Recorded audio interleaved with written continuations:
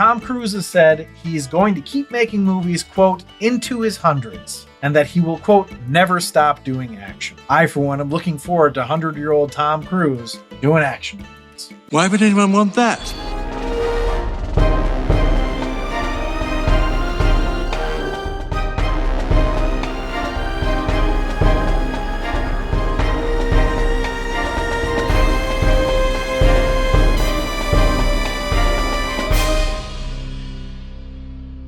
Welcome back to The Rank. I'm John, and today we're going to be ranking Mission Impossible: The Final Reckoning, starring Tom Cruise, written by Eric Jenderson and Christopher McQuarrie, who also directed it. If you're enjoying these rankings, or you just like the idea of getting a review of an action movie based on it being an action movie, please consider subscribing and or following, liking, reviewing, all that happy stuff. And please put any of your questions, comments, or suggestions into the comments or email the show. And if you super duper like it, consider becoming a patron at patreon.com/TheRankPodcasts. Okay, so this movie was originally going to be part 2. So there was a Dead Reckoning, Mission Impossible Dead Reckoning Part 1, which came out 2 years ago. And then there was going to be a Mission Impossible Dead Reckoning Part 2. But marketing was like, that didn't go well because of it being Part 1. So let's just not have a part in it, and then it'll be better. I don't know if they're right or not, but they changed the name because of that. So instead of it being Dead Reckoning Part 2, we get The Final Reckoning. Because it's essentially a two-parter, I felt like I had to rank Dead Reckoning Part 1 as well. I have ranked Mission Impossible, the original from 1996. We've also ranked Mission Impossible 2. We just haven't done 3, Ghost Protocol or Rogue Nation, but we will. Now, this is a brand new movie, so I am going to do my very best to avoid spoilers. So this is a warning for spoilers in the sense that I'm going to do my best, but sometimes something slips, and hopefully it won't. Just be forewarned, there might be a spoiler. Let's go into the movie. Let's find out how it did, starting with the potent notables. As always, we start the potent notables with the movie's financials. Now, it came out this past weekend for me. It'll be 2 weekends ago for you listening to this or watching it, but it came out on Memorial Day. It made, for the Memorial Day weekend, $79 million. That's domestically, by the way. Pretty darn good, if you ask me. It also made $127 million internationally. So in that first Memorial Day weekend, the 3-day weekend, it made $206 million worldwide. Is that a lot? Good job, Mission Impossible, Tom Cruise, whatever. That's a lot of money. The other cool thing to note is that this past Memorial Day weekend was the biggest box office Memorial Day in history. That's exciting. It was $330 million for the box office total for the 3-day weekend. Gives me hope that maybe, the cinema is making a little bit of a comeback. We'll see. Hopefully it is. Now, that all being said about the exciting amount of money that it made, if it were to end right now, it would have lost money because apparently the budget was, and wait for it, $400 million. That is a lot of money. That's too much money to spend on making a movie. As much as I like the Mission Impossible movies, that seems wasteful. But whatever. I'm not in charge. I'm glad I'm not, because I would not want to be responsible for a $400 million piece of entertainment. Anyway, Tom Cruise and Esai Morales performed their own stunts while in the flying biplane. I'm not worried about that being a spoiler because that was in the trailers. If you feel like you don't want to hear any details about this, I don't give a ton, but just, maybe this will be spoiling something. Including when Tom Cruise holds on to the wings of the aircraft as it spins upside down. Meanwhile, the pilot of the plane wore a suit made out of green screen material so they could be digitally removed to make it look like nobody was in the cockpit. It's just crazy. Tom Cruise is a crazy person. Anyway, speaking of the biplane sequence, this movie is a culmination of all the stunt sequences that they just couldn't get into the other movies. So, as Christopher McQuarrie said, quote, "We've been talking about a biplane sequence for years. We've been talking about a submarine for years. They find their way in there eventually," end quote. It seems like what they do is they go, I'd like to do this stunt, I'd like to do this stunt,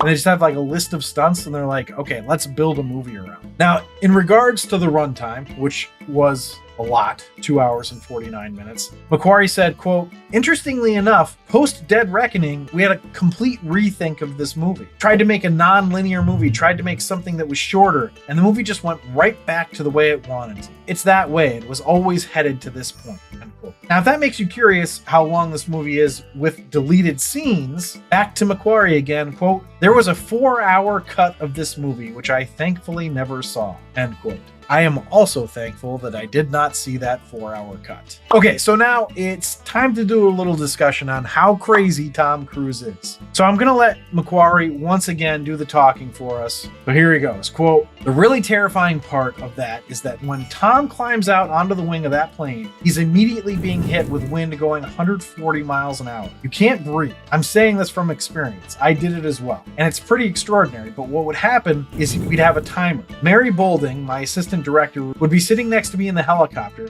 counting off every minute that he was on the wing. So imagine you're hearing in your headphones as you're watching the sequence, 1 minute on the wing, 2 minutes on the wing. We knew at 12 minutes, between the physical exertion and the lack of oxygen, that Tom was starting to lose strength rapidly. There were times when Tom wanted to complete the action, but had gone way past the 12-minute mark and was so physically exhausted he couldn't get back into the plane. You can't land the plane if Tom is on the wing of the plane. And there were times we were up there long enough that there was not enough fuel in the plane. Fuel was running out and Tom was laying on the wing, and it was like watching a Mission Impossible movie of, is he going to get back into the cockpit in time for them to land the plane? Those were pretty intense days, end quote. Tom, you're in your 60s, man. Stop it. Actually, keep doing it. It's fun to watch, but stop it. Now, if you're wondering how they could have possibly spent $400 million, well, how about the submarine sequence? They needed a giant tank. That didn't exist. So they built an 8.5 million liter tank. Then they had 2 giant derrick cranes that could be used to raise and lower a gimbal. Now, I didn't know what a gimbal was, but apparently it's a device that allows you to rotate or pivot something. In this case, a massive tank set. Their gimbal was a 60-foot diameter cylinder that allowed for 360-degree rotation, and it could pitch 45 degrees in both directions. Oh, and it weighed 100 tons. It took them 2.5 years to build it. Now, as we've said before on this show, if you want to truly engineer fusion energy, have Tom Cruise make a movie about it. He'll get it done. All right, so last potent notable. As everyone may know, this is the last Mission Impossible with Tom Cruise as Ethan Hunt. Does that mean that Ethan will go the James Bond route? Will they continue Mission Impossible with another character? We don't know. What we do know is that Tom Cruise has said he's going to keep making movies, quote, into his hundreds, and that he will, quote, never stop doing action. I, for one, am looking forward to 100-year-old Tom Cruise doing action movies. Why would anyone want that? All right, well, those are all the potent notables. Let's go to the movie overview. So let's start out here by saying that the Mission Impossible series is undeniably a fun and excellent series of movies. The fact that Tom Cruise at 62 years old is still doing this stuff is incredible, and he looks pretty good doing it. It does make me wonder if we'll ever have someone take up that mantle, as I was just talking about with Ethan Hunt, but just in general. It's funny because I actually had an epiphany several years ago, maybe a decade ago at this point. It was sort of falling in line with the Tom Cruise is a weirdo conversation, jumping on couches, yelling at Matt Lauer about psychiatry, Scientology nonsense. By the way, that all still holds true. But what I realized is that I don't know that I've ever seen a bad Tom Cruise movie, or a Tom Cruise movie that I didn't at least enjoy or feel entertained by. Now, I will say I've never watched Tom Cruise's version of The Mummy, so before the comments start pouring in that he has done bad movies, The Mummy is one of them. I haven't seen it. I'm not saying that it is bad. I've never seen it. Maybe I should do it and we'll find out. But either way, that was the one that I think of that people go, that was a bad movie. Anyway, let's get to the movie at hand. So right off the rip, they're trying to fill us in on the plot line from the previous movie with like these dreamlike voiceovers. And this is going to be a consistent thing throughout the movie. Not the dreamlike voiceovers, but the filling us in on the plot. We get a lot of flashbacks to the previous movie to help people understand the plot, but then we also get a ton of flashbacks to older movies in the series. So there's a lot of flashbacks, to the point of distraction at times. They even flashback to moments in this movie that haven't been seen, which is also disorienting because you're like, wait, is this now? This story was so conceptual that it required a ton of exposition, but even so, they probably overdid it a bit. That being said, they were also hurrying it along because of the exhaustive runtime, and yet they had no problem with staying on some scenes that didn't advance plot for a long time. I would say that they weren't economical with their filmmaking. Now, that all makes it sound like I didn't like it. I definitely did. The movie puts in a lot of effort to entertain you for nearly 3 hours, and it does an excellent job of that. I never felt like I had been there too long, which is pretty awesome when you consider it was nearly 3 hours. There's another aspect of the movie that I found overly convoluted and unnecessary, and that is that they tried to wrap everything around Ethan Hunt. They definitely made him larger than life within his own universe, and they just kept raising the stakes and explaining the stakes ad nauseum. And the stakes were all Ethan's fault and on Ethan's shoulders. I mean, we get lines like, "Everything you've done, everything you are, has come to this." It's like, okay, slow your roll a little bit here. And we don't get these lines just once. We get them throughout and often. Still though, there are some fun surprises and unexpected appearances, and the tension they build is fantastic. It's no doubt an edge of your seat movie, and the action scenes and stunts will not let you down from what you've come to expect from these series of movies. Now, before we go to the rank, I just want to share this silly thing. I overheard a family talking about the movie in front of me. It was just like, I'm leaving the theater, they're in front of me, and I overhear them talking about it. And the woman, presumably the wife and mother, was talking about the plane scene and saying how, he's in his 60s, he's crazy. I don't know how he can do it. And the guy, presumably the father/husband, says, "Oh, I could do it." It sounded pretty earnest. This is a guy, by the way, probably in his 50s, who's not necessarily in bad shape or anything, but come on. The pride, the hubris of just men are stupid. We're dumb animals. Yes, clearly some more than others. So anyway, that's it. Let's go to the rank. A rank. So the rank is where I rank the movie based on 10 categories: story, acting, originality, action sequences, film coherence, hero appeal, villain appeal/hatred, supporting characters appeal, the final showdown, and my rank. So I rank it on a scale of 1 to 5, 1 being the worst, 5 being the best, and the first category is story, which I gave a 3.25. My main issue with it is it's overly complicated. They took a simple concept, which is admittedly probably a little too conceptual, and just decided to make it complicated. Now, Mission Impossible movies are known to do that, so this is not like a new thing, but their decision to try to encapsulate all of the previous movie plots into this one doesn't really do it any service. Why not just make it its own thing? You could have still had the unexpected appearances and surprises without trying to make every plot from every Mission Impossible fit into this one. That being said, I did give it a 3.25, so I'm not saying it's a bad story. I just think they overcomplicate. So let's go to acting, which I gave a 3.75. The acting is really good, but they were asked to deliver some tough lines in this, like I mentioned before. So many stakes, so much exposition. The guy who played Gabriel at times looked like he was trying to learn ventriloquism for some reason. He would keep his teeth gritted together for whole scenes. And he wasn't even expressing anger.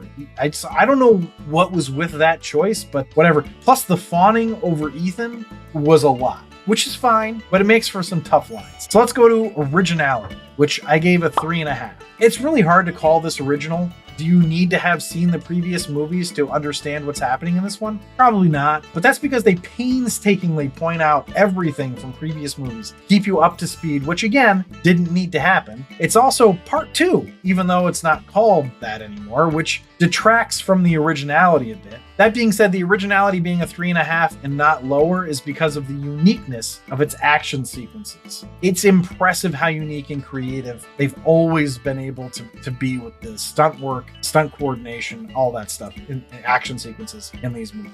So that leads us directly to action sequences, our next category, which I gave a 5. They always pull out all the stops for these movies, and the action sequences are always insanely impressive. I thought about giving it like a 4.75, 4.85, something like that, and I was just like, you know what? It deserves a 5. I'm giving it a 5. So let's go to the next category, which is film coherence, which I gave a 2.5. I don't know that I need to keep beating this horse, but why did they decide to complicate this story so much? I actually still don't really know what MI3 had to do with this movie, MI3 being Mission Impossible 3, even though they spent a bunch of time and flashbacks trying to explain it to me. I'm trying to avoid spoilers, so I'm not going to go super in depth here, but yeah, coherence is its weakest category, and it's because they tried to do too much. So let's go to hero appeal. I gave hero appeal 4.5. Now at this point, Ethan Hunt is iconic, and as much as I found it annoying at times how much they had characters fawning over him and how everyone seemed to act like he was the only man that could do anything, I still found myself rooting for him. That being said, the fawning and other stuff like that knocked it down from a 5. So let's go to villain appeal/hatred, which I gave a 2.5. So is the villain Gabriel or the entity? Either way, it's 2.5, but the entity and Gabriel are both blah. That's okay though, because the story doesn't need them to be fantastic to be fun and entertaining. So let's go to supporting characters appeal, which I gave a 4.5. There are so many supporting characters in this, and they're all enjoyable. I would have liked to maybe spend more time with Grace, and I missed having more of Benji's comic relief, but I still enjoyed spending time with him. So the next category is Final Showdown, which I gave a 4.75. Not a 5 because it went on too long. Still fantastic though, just a little too long. It was actually a dual scene Final Showdown where the tension was really high on one side and not as high on the other, but mostly because I was just staring at the stunt work from Tommy. 4.75 is a great score, by the way. It's just not a 5. So let's go to my rank. I gave it a 3.85. I really enjoyed it. There are definitely aspects that I thought could have been done better, but they're things that I mostly thought about after the movie. While I was in it, I was just plain entertained, for the most part. 3.85, I think, kind of fits perfectly there. So that puts the total for Mission Impossible Final Reckoning at 38, which puts it in the tier, I'd watch it again. This puts it just 0.1 points above Cliffhanger and 0.65 points below Hero and The Expendables 2. Where does it rank with the other Mission Impossible movies that have already been ranked? It fell 4 points below the original Mission Impossible from 1996, which is in the Supreme Cinema tier, but it beat Mission Impossible 2 by 5.5 points because that one's in the mediocre tier. I will definitely be ranking Mission Impossible 3, Ghost Protocol, Rogue Nation, and Fallout at some point, so be on the lookout for those, and we can find out which Mission Impossible movie was the best. So thanks for listening and or watching, everyone. If you'd like to see a list of our rankings up to date, you can do that on our website at therankwithjohnandzach.com. Remember to subscribe, review, comment. Please consider supporting us on our Patreon site at patreon.com/therankpodcast, where you can get exclusive perks. And au revoir.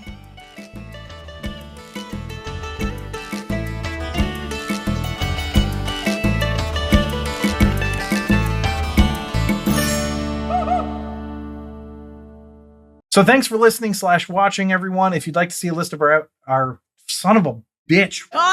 Take 3.